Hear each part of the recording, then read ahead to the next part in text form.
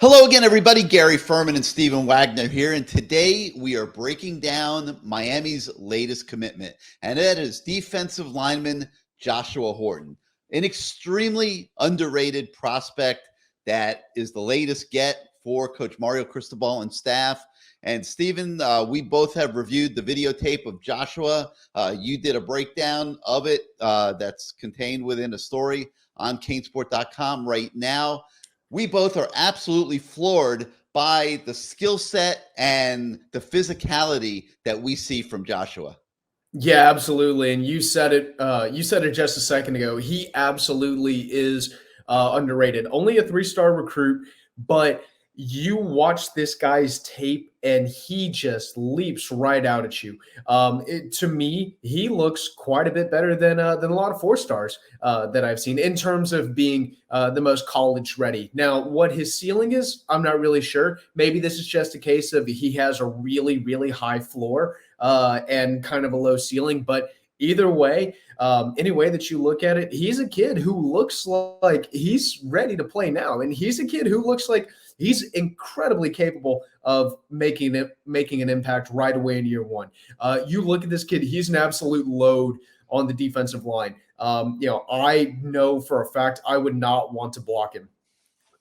Really fast, violent hands, jumps off the ball, very savvy in terms of the moves that he has. And what really impresses me the most about this kid is you see the plays that he makes, and these aren't just straight bull rushes. He's not just blowing his defenders back because he's bigger than them and stronger than them, like you see so many of these really raw high school athletes do. No, he's got a lot of technique to this. And I guarantee you ask him, why he applies different moves in different situations, he could give you a very long and detailed answer about why he's attacking this a certain way. There's something that he sees.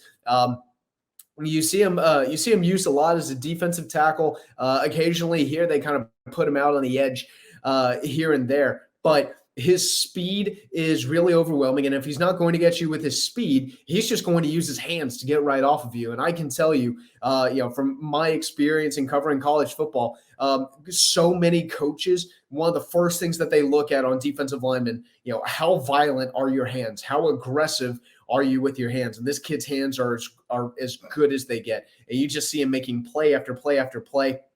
He definitely has the athletic ability to be a blue chip. He's got what looks like the football IQ to be a blue chip. And, like I keep saying, he's not just relying on his athleticism. He's making these plays with his IQ. Okay, so let's get a couple things straight about this. Okay, it's December the 4th, okay, and Miami just got this flip. He was originally committed to North Carolina. Miami flips him into the Hurricane fold, okay? Well, we still got 17 days till the early signing day for Miami to get through this one, in my opinion, because Miami's not the only school out there that has noticed this undervalued defensive tackle that was hidden away on North Carolina's commitment list. And this is not going to be just a walk in the park next few weeks for the Hurricanes in terms of holding on to Joshua Horton and getting him to signing day. And quite frankly, this is going on all over the country with a lot of schools, including Miami, in trying to flip other people's commitments, just like they flipped Joshua here from North Carolina. So now the question is, why is Joshua Horton so under the radar? Why is he a three-star? Why are we just hearing about him late in the recruiting game? I'm going to tell you why, Stephen. He didn't go to a lot of camps, and not a lot of people saw him before this year. He's from Fairburn, Georgia. I imagine the University of Georgia was probably aware of him. I'm sure Georgia Tech was aware of him. Obviously, North Carolina was aware of him, recruiting the Southeast part of the country. But not a lot of schools were aware of Joshua Horton, and he didn't get out and be seen.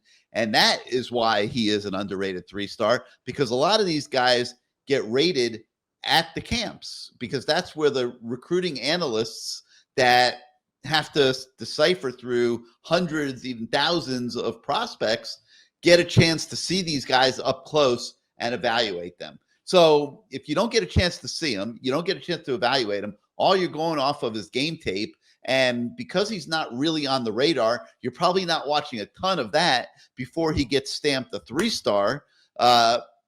Then that would explain why, when you look at this videotape that we just looked at, and you can clearly see how good this guy is and how good he can be, Stephen, that would be why he's only rated a 3-star. Any other thoughts that you have on Joshua Horton?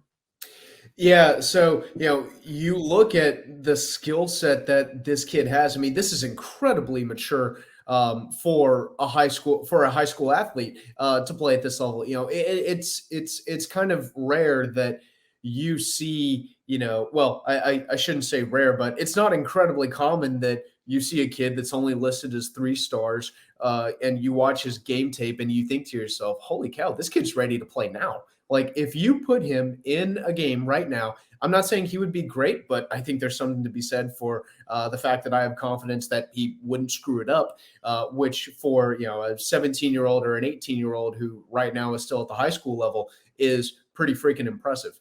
I think he's a kid who has a lot of upside, but more importantly, I think this is a kid who's capable of having an impact now, and I haven't really said that about a ton of Miami's. That's very tough for true freshmen.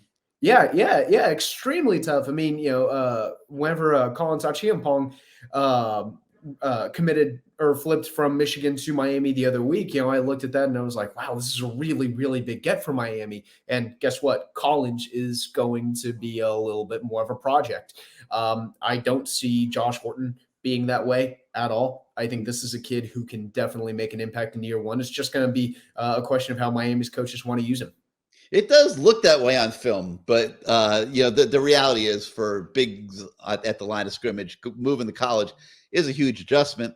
And this is a kid that played the first 2 years of high school as a defensive end, just moved to tackle this year. So from a physical standpoint, there will be an adjustment when he gets to college with the bigger, tougher offensive lineman that you face in the college game, no doubt about it.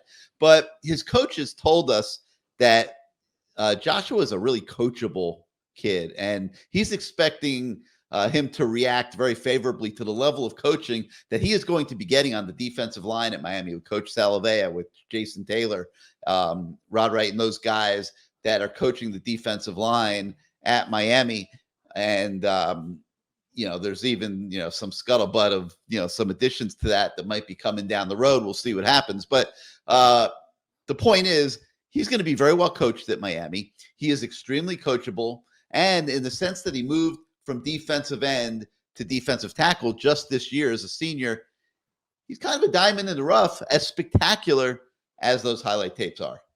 Yeah, and it's kind of tough to look at a kid like this and say, oh yeah, he's a diamond in the rough, just because you're like, what do you mean in the rough? Maybe this kid's just a diamond.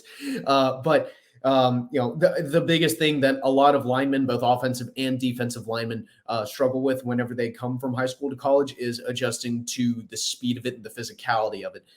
You look at his tape, it looks like he's playing at the college speed already. It looks like he has college level physicality already. And I guarantee you, they're going to, once he gets on a Hurricane nutrition program, he's going to probably add, 20, 25 pounds of muscle. He's 275 right now. He gets up to 295. He gets up to 300, somewhere in that range. I mean, I know he's a kid that I wouldn't want to be matching up with.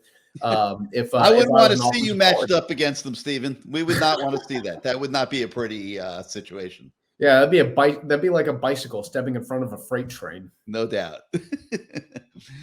All right, that's going to do it for our breakdown today. If you like this content, hit your subscribe button, hit your like button. It helps us grow our YouTube channel, helps us with the algorithms at YouTube. If you're not yet a subscriber to CaneSport.com, please come join our community. We try to make it the best destination for Hurricane fans anywhere. So for Stephen Wagner, I'm Gary Ferman. We'll see you next time, everybody.